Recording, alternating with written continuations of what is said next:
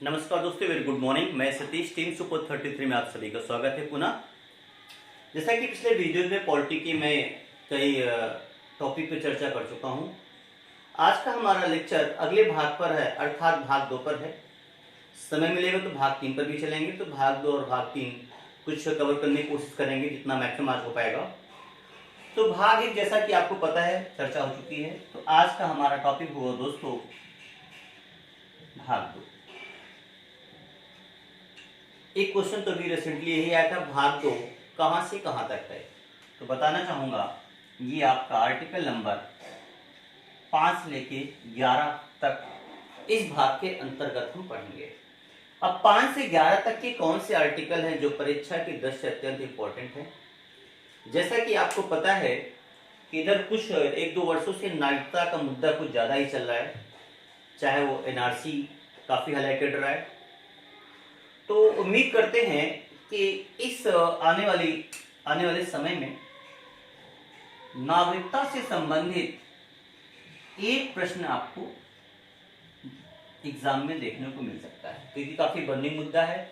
और जीएस का चाहे जो सब्जेक्ट हो वो कहीं ना कहीं करंट से कनेक्ट होके ही बनता है। देखे भी गए प्रश्न, तो आप नागरिकता को बहुत अच्छे से तैयार करिए। यहाँ इसके अंतर्गत दिए गए जो भी आर्टिकल्स हैं उसमें क्या है क्या नहीं है ये आपको समझना पड़ेगा। तो 1 बाय 1 ज्यादा आर्टिकल नहीं है, बहुत लिमिटेड आर्टिकल है। हम देख लेते हैं क्या है। सबसे पहला क्वेश्चन तो यही, नागरिकता भारतीय संविधान में, हमारे के संविधान में कहां से ली गई है। तो दोस्तों नागरिकता का जो कॉन्सेप्ट है वो कहां से, हमारा ब्रिटेन से है। और हमारे यहाँ नागरिकता है कैसी, एकल है दोहरी, ये भी देखना पड़ेगा। तो एकल नागरिकता है। दोनों प्रश्न आ चुके हैं कि भारतीयों को जो प्राप्त नागरिकता है वो कैसी है, दोहरी है कि एकल है। तो पहला आंसर तो आपका ये हो जाएगा दोस्तों, एकल है। और दूसरे प्रश्न का उत्तर जो बनेगा वो कहां से ली गई है नागरिकता, ब्रिटेन से। और तीसरा प्रश्न जो एग्जाम में ये आया हुआ है कि नागरिकता कहां से कहां तक है, आर्टिकल 5 से लेकर 11 तक, या भारतीय संविधान के किस भाग की नागरिकता है, भाग 2 में। तो 4 प्रश्न यहां तक आपके मेरे बोर्ड पे कलेक्ट हो गए हैं। हमको ये देखना है प्रश्न कैसा बनता है, कहां से बनता है। तो दोस्तों 4 प्रश्न हमारे तैयार हैं, आप इनको लर्न कर सकते हैं। आगे बढ़ते हैं, जो नेक्स्ट प्रश्न आ सकता है एग्जाम में, देखिए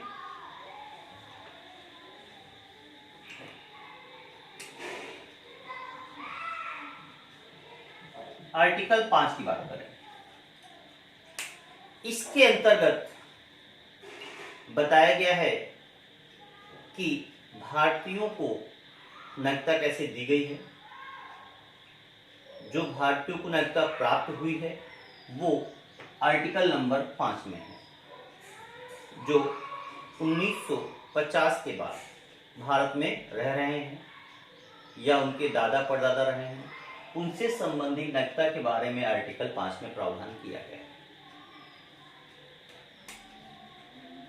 6 की बात करें,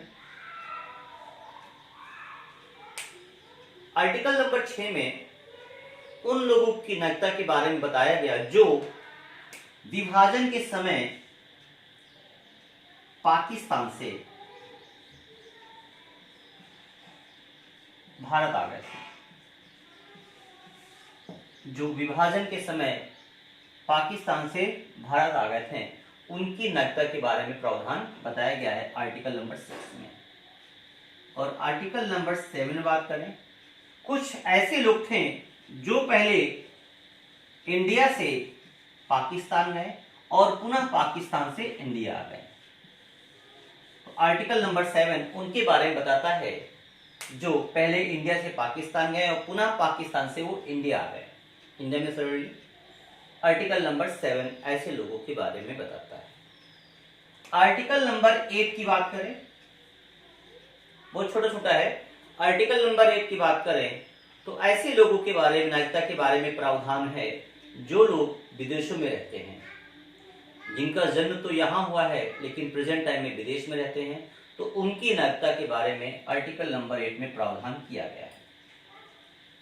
इसी कड़ी में आर्टिकल नंबर 9 की बात करें तो आर्टिकल नंबर 9 ये बताता है कि कैसे नागरिकता किसी की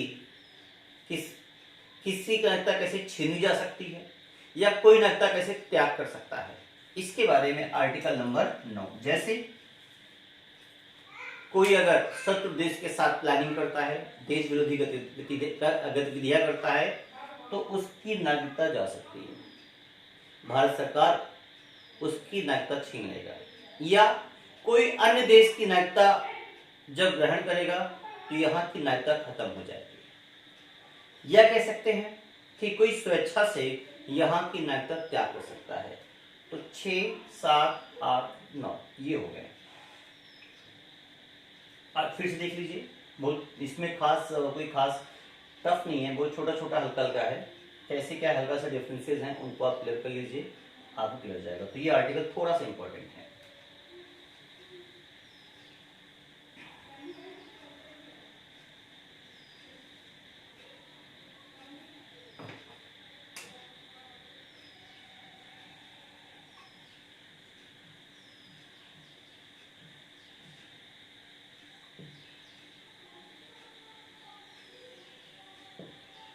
ये हो गया।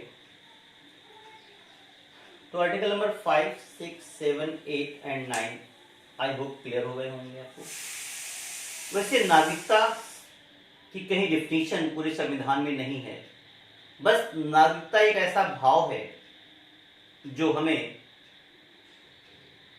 एक अधिकार और कर्तव्य देता है देश के प्रति, आप इतना ही कह सकते हैं। तो इसकी कहीं डिफिनीशन पर्टिकुलर नहीं है। इसके बाद आपके 2 आर्टिकल बचते हैं, आर्टिकल नंबर 10 और 11। 10 में खास इंपॉर्टेंट नहीं, छोड़ दीजिए। 11 नंबर आर्टिकल में ये बताया गया है कि संसद के पास अधिकार है, नागरिकता संबंधी कानून बनाने का संसद के पास अधिकार है। और इसीलिए जो आपका नागरिकता संशोधन अधिनियम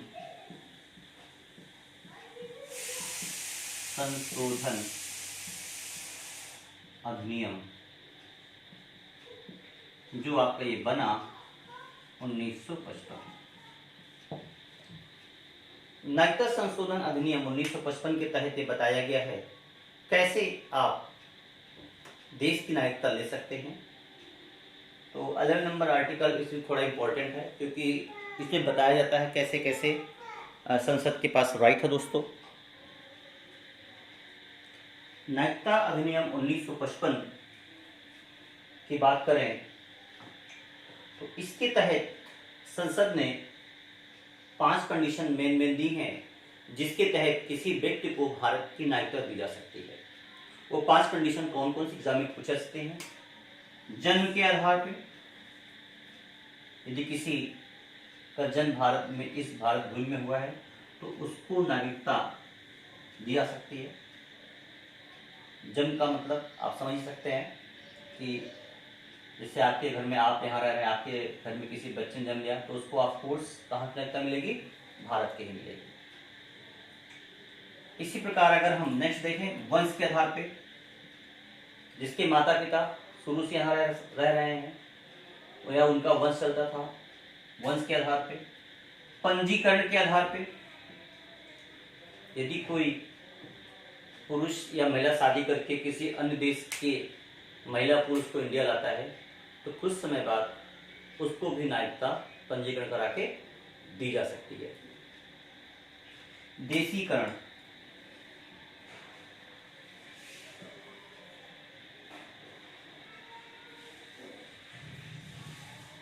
अन्य देश के नागरिकों को भी भारत में नागरिकता दी जाती है। उसके भी कुछ टर्म एंड कंडीशन है। उसके लिए यहाँ के लिए वो अप्लाई करें, 10 वर्षों तक कम से कम इंडिया में रहे वो, और यहाँ उसका जो कैरेक्टर हो साफ सुथरा हो, इस आधार पे। लेकिन शायद अभी 10 वर्षों को घटा के 7 वर्ष कर दिया गया, इसको क्लिक कर लीजिएगा आप कि 10 वर्ष है कि 7 वर्ष है। अभी लेटेस्ट में सुनने में आया था कि 7 वर्ष कर दिया गया है, कि अगर वो मिनिमम 7 वर्ष तक रहता है तो उसको भारत की नागरिकता दी जा सकती है। लेकिन कुछ विशेष उपबंध भी हैं। यदि आप विज्ञान, कला दर्शन या साहित्य में विशेष योग्यता रखते हैं तो आपको भारत की नागरिकता तुरंत दी जा सकती है। उसके लिए जितनी कंडीशन है कि 10 वर्ष आप इंडिया में साफ सुथरे उसके साथ रहें, करेक्टर के साथ रहें, ये सब कंडीशन फॉलो नहीं होंगी, आपको इजीली मिल सकता है। 10 वर्ष रहने की जरूरत आपको नहीं। जैसे कि आपको पता होगा अदनाम समी को, जो कि बहुत जल्दी कुछ समय पहले नागरिकता दी गई है इसी देश पे, तो उसके लिए आपको 10 वर्ष इंतजार नहीं करना पड़ेगा, एट वंस आपको नागरिकता मिल सकती है। बस आपका जो करेक्टर हो वो ठीक ठाक हो। अर्जित भूभाग, यदि भारत देश किसी अन्य बगल के प्रांत या देश के क्षेत्र को अधिग्रहण कर लेता है, अर्जित कर लेता है, तो वहाँ के लोगों को भारतीय नागरिकता ऑटोमेटिक मिल जाएगी। तो ये है नागरिकता संबंधी अधिनियम 1955, जिसके अनुसार नागरिकता दी जाती है। तो आपने देख लिया, ये था हमारा नागरिकता संबंधी प्रावधान। तो अगर देखा जाए भाग 2 से कुछ अच्छी चीज आपको निकालनी है तो क्या निकाल सकते हैं? सबसे पहले आर्टिकल 5 इंपॉर्टेंट है। क्या है? 1950 से, इसके तहत 1950 से भारत में रह रहे, जब से हमारा संविधान लागू हुआ 26 जनवरी 1950, तब से भारत में रह रहे लोगों को दी गई जो नागरिकता, उससे संबंधित प्रावधान दिए गए हैं आर्टिकल नंबर 5, ये थोड़ा इंपॉर्टेंट है। इसके अलावा आर्टिकल नंबर 11 इंपॉर्टेंट है। 11 क्या था मैंने बताया था, संसद को राइट है नागरिकता संबंधी नियम बनाने के। 10वां कोई खास इंपॉर्टेंट नहीं था, मैंने छोड़ दिया था, इसको हटाइए आप।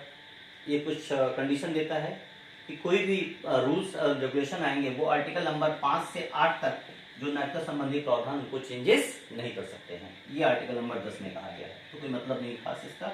हाँ, 10वां इंपॉर्टेंट है। और नागरिकता संबंधी अधिनियम जो है 1955, ये मोस्ट इंपॉर्टेंट पूछा जा सकता है। नागरिकता संबंधी अधिनियम कब आया? तो दोस्तों 1955 में आया। अब भाग 2 के बाद अगर हम भाग 3 की बात करें, भाग 3 मोस्ट इंपॉर्टेंट दोस्तों, यहां से अक्सर एक प्रश्न आता है। पहला प्रश्न यह आता है भाग 3 कहां से कहां तक है?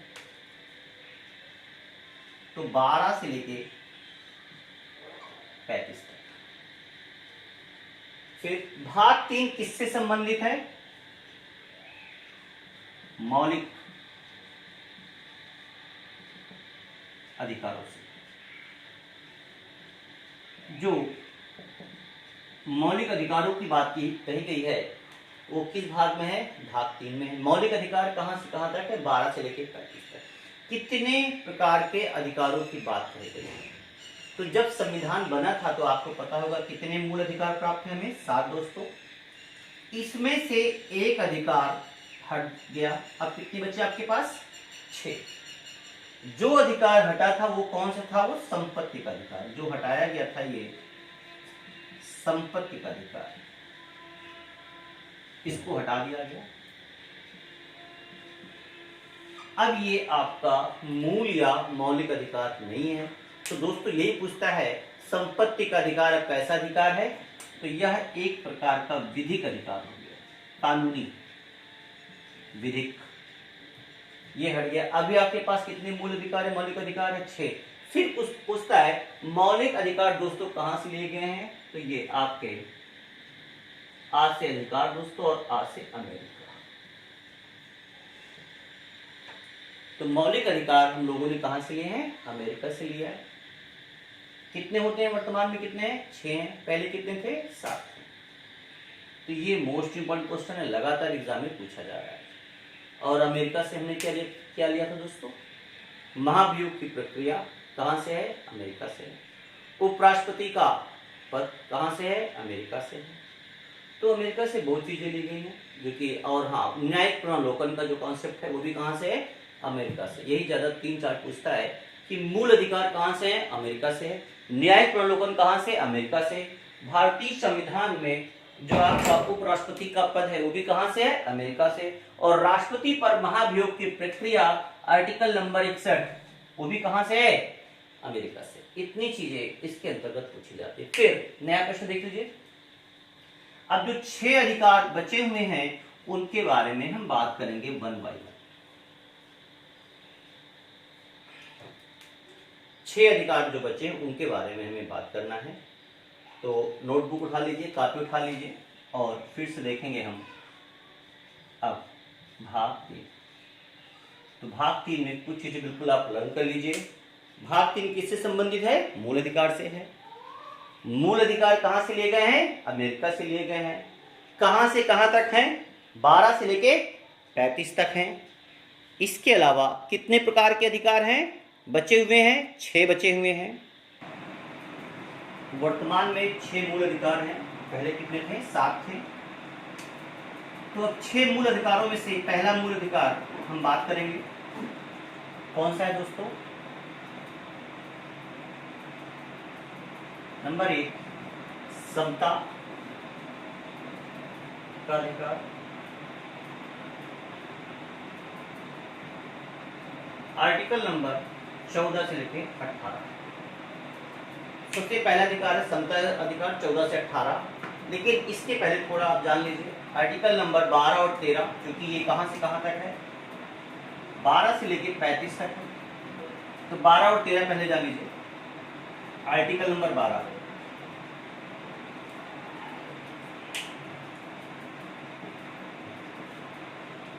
में राज्य की परिभाषा बताई गई है।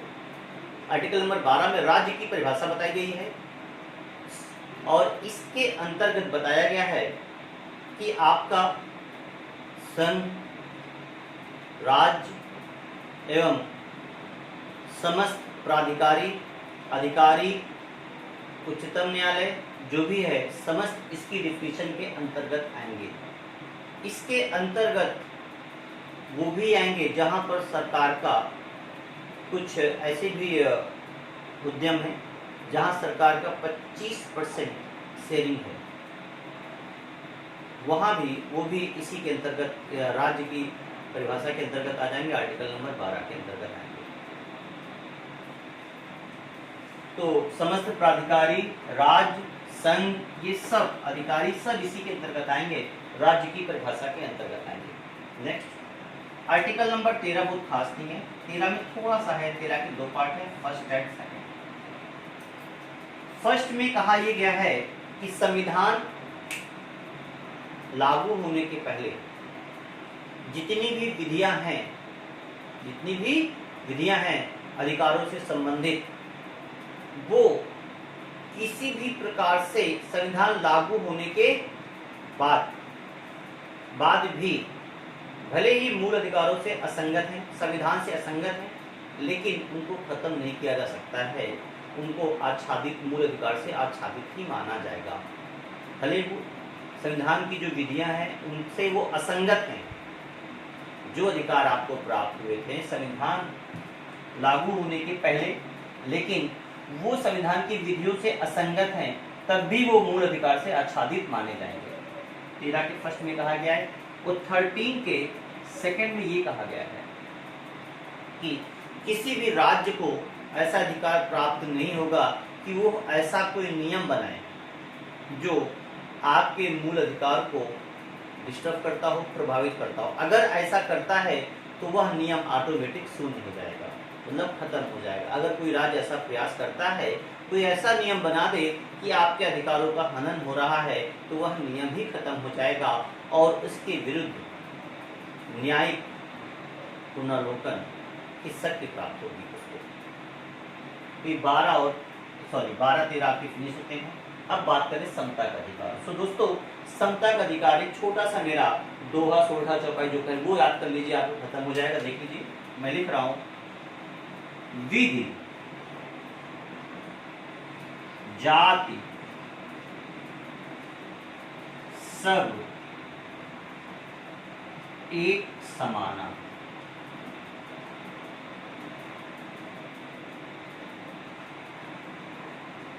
छुआछूत ना हमने माना। ये छोटा सा एक चौपाई, सोलठा, दोहा जो भी कह सकते हैं, इसको याद कर ले, बहुत आसानी से चल जाएगा। विध जात सब एक समाना, छुआछूत ना हमने माना, ये सारे आर्टिकल 14 से 18 पे खत्म हो जाएंगे। बहुत इजली मैं तोड़ दे रहा हूं। पहला आर्टिकल आपके लिए 14 नंबर है, विधि। 40 विधि मीन्स लॉ, सभी के लिए विधि कानून बराबर होगा।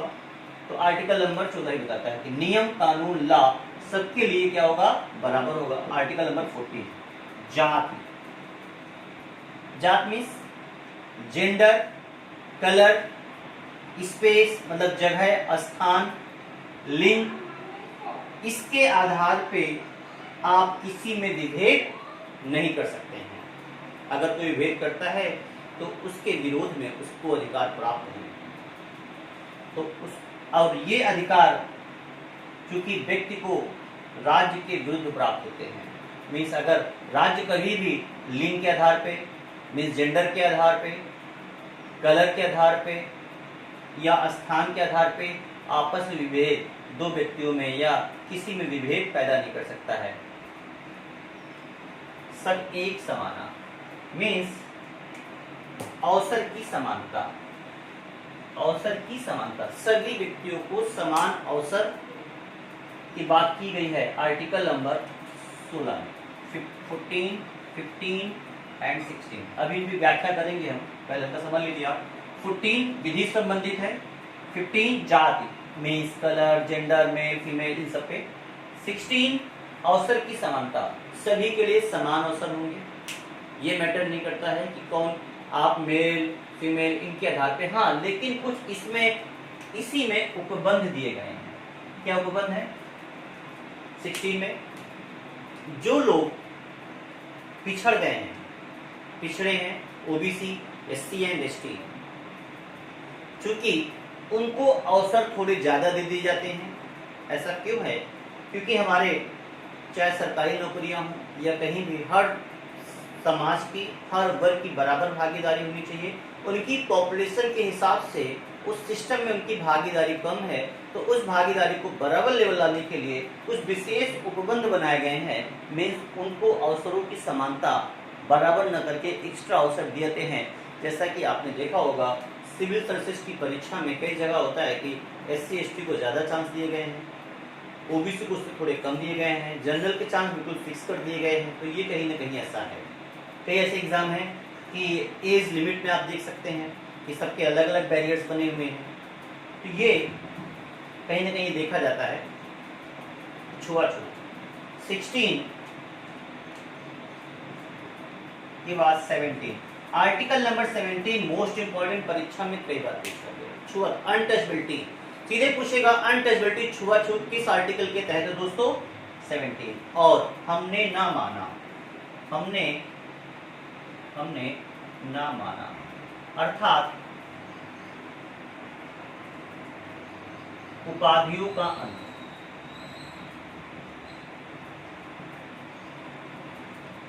अब हम क्या नहीं मानते? अब हम उपाधियों नहीं मानते हैं।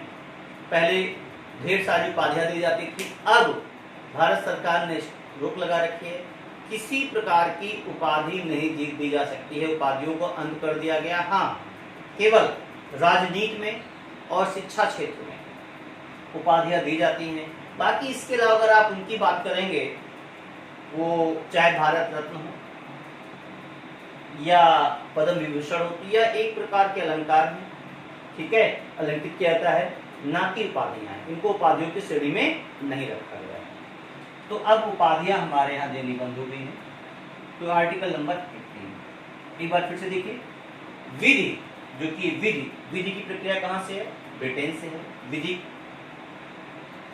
14 जाति, मेल फीमेल जेंडर, इन सब के आधार पे, कलर के हिसाब से कि गोरा है काला है, आप विभेद नहीं कर सकते हैं। अवसर की समानता समानता 16, छुआछूत 17, उपाधियों का 18। अब इन पे आप डिटेल व्याख्या कर सकते हैं। तो यहां से 3 क्वेश्चन आए हुए हैं। समता का अधिकार कहां से कहां तक दोस्तों? ये क्वेश्चन आया एग्जाम में, 14 से लेकर 18 तक है। फिर आया 14 से लेकर 18 तक कैसा अधिकार कहलाता है? समता का या स्वतंत्रता का या शोषण के विरुद्ध या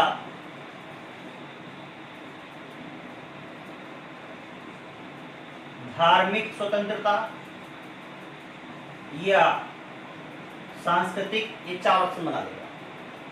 14 से 18 आर्टिकल किसके अंतर्गत आते हैं? समता के अधिकार। कौन कौन से हैं बता चुका हूं। इंपॉर्टेंट क्या है मेन उसमें? हाँ, 15 के, 16 के एंड 17 के सब पार्ट हैं, मतलब 15(1), 15(2), 15(3) को समझना पड़ेगा। 16 के भी सब पार्ट है, 1, 2, 3, 4, और 17 के भी सब पार्ट हैं। सॉरी 17 के कम है लेकिन सबसे ज्यादा के इसके 15 एंड 16 ये देखने पड़ेंगे। इसको आप मोस्ट इम्पोर्टेंट है 16 अवसर की समानता बता चुका हूँ कि हाँ अवसर की समानता की बात कही गई है, लेकिन इसके उपबंध भी हैं कि SC and ST and OBC जो हमारे यहाँ मुख्य धारा से पिछड़ गए हैं उनके अवसरों को बढ़ाया गया है ताकि वे मुख्य धारा में आ सकें। तो अगर ये पूछा जाता है तो इसकी आप विरोध कर सकते हैं कि अवसर समानता की बात कर रहे हैं और फिर यहाँ अवसर की समानता कहाँ दिखती है? तो ना दिखने के पीछे इसके उपबंध है, ये रीजन है। या प्राइवेट, निजी, सरकारी संस्थानों में जो रिजर्वेशन की बात कही जाती है वो इसी कारण की जाती है ताकि यहाँ पर इनका प्रतिनिधित्व क्या हो जाए? बराबर हो जाए। तो बहुत डीपली नहीं जाएगा इसमें। वो छुआछूत हो सकता है, आर्टिकल नंबर 16 अनटचबिलिटी। छुआछूत अनटचबिलिटी किस के तहत है? Article number 17। बीच में कई किस्से आपने सुनेंगे, महाराष्ट्र में 2 बच्चे तालाब में नहा रहे थे, उनको काफी बुरी तरह से पकड़ के मारा गया था। क्यों? वो SC के बच्चे थे और तालाब में छूने से वो तालाब अपवित्र हो गया। या मंदिर में कई SC ST को प्रतिबंधित होता है कि आप मंदिर में दर्शन करने नहीं जाएंगे। तो इन सब के खिलाफ इनको अधिकार प्राप्त हैं। आप किसी को रोक नहीं सकते हैं कि आप SC हैं, फला हैं, आप मंदिर में दर्शन नहीं कर सकते हैं। ठीक है, तो ये सबके आप इस हिसाब से आप देख सकते हैं, आप विरोध नहीं कर सकते किसी का SC ST जात के हिसाब से। तो बात करें समता का अधिकार 14 से 18 यहीं पर, और बाकी भी शोषण के विरुद्ध आएगा, आर्टिकल नंबर 23-24 आएगा, स्वतंत्रता से आएगा, ये बात करेंगे। 19 से लेके 22 शोषण के विरुद्ध 23 और 24, धार्मिक 25 से 28, सांस्कृतिक 29 से 30, और फिर आर्टिकल नंबर 32 आ जाएंगे संवैधानिक उपचार। तो यही भी 25 की बात कर रहे थे, जो आपको धार्मिक स्वतंत्रता यही है कि आप कहीं भी किसी भी धर्म को अबाध रूप से मान सकते हैं। आपको फोर्स नहीं किया सकता कि पर्टिकुलर धर्म आपको मानना है। यही रीज़न है कि अक्सर हमारे यहाँ धर्म बदला करते हैं। आज कोई मुस्लिम है या हिंदू है या ईसाई है तो कल वो चाहे अपना धर्म बदल सकता है, बशर्ते किसी के दबाव न बदलाया जा रहा हो। तो ये सब बात करेंगे धार्मिक में। शोषण के विरुद्ध आर्टिकल नंबर 23-24 इस पर चर्चा करेंगे। स्वतंत्रता के अधिकार क्या क्या है ये बात करेंगे 19 से 22 में, और संवैधानिक उपचार में बात करेंगे आर्टिकल नंबर 32 जो कि मोस्ट इंपोर्टेंट आर्टिकल है 32, संवैधानिक उपचारों से संबंधित है, जिसको BR अम्बेडकर ने संविधान की आत्मा कहा। इन सब की चर्चा करेंगे नेक्स्ट अपने वीडियोस में। आप यहाँ तक पहले क्लियर कर लें दोस्तों। नेक्स्ट वीडियोस में इसको कंप्लीट हम लोग अच्छे, क्योंकि ये एक लंबा टॉपिक जाएगा और वीडियो लंबा हो जाएगा। नेक्स्ट में हम बाकी पार्ट कवर करेंगे, अन्य जितने भी हमारे 5 अधिकार बचे हैं। तो आज के इतना ही। जय हिंद, जय भारत।